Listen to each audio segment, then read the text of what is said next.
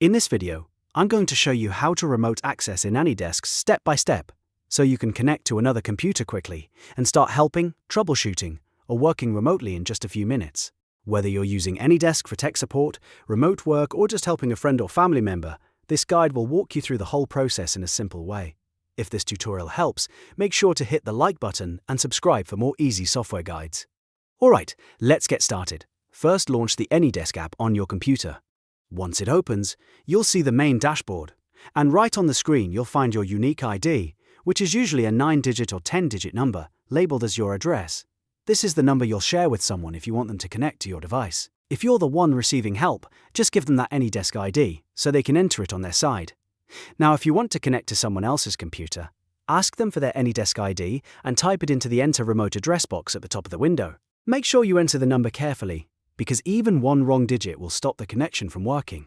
After entering the ID, click the Connect button or simply press Enter on your keyboard. AnyDesk will now send the connection request to the remote computer. On the other end, the user will see a prompt asking them to approve the session. This is called attended access, and it means the person at the remote device must click Accept before you can continue.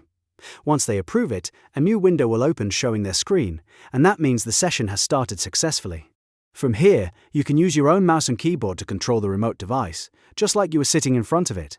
You can open files, run diagnostics, move between folders, and even transfer files if needed. This is what makes AnyDesk so useful for remote support and collaboration. If at any point the connection doesn't go through, double-check the ID, make sure both computers are online, and confirm that the other person has accepted the request. Also, if you're using AnyDesk regularly, it's a good idea to be aware of permissions and only connect to trusted devices. That way, you keep the experience safe and secure. So, to quickly recap, open AnyDesk, find your address, share your ID if you want someone else to connect to you, or type in another person's ID to connect to them, click Connect, and then wait for them to accept the session.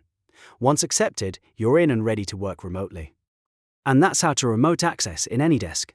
If this video helped you out, don't forget to hit like, subscribe, and turn on notifications so you never miss another simple tech tutorial. Thanks for watching, and I'll see you in the next one.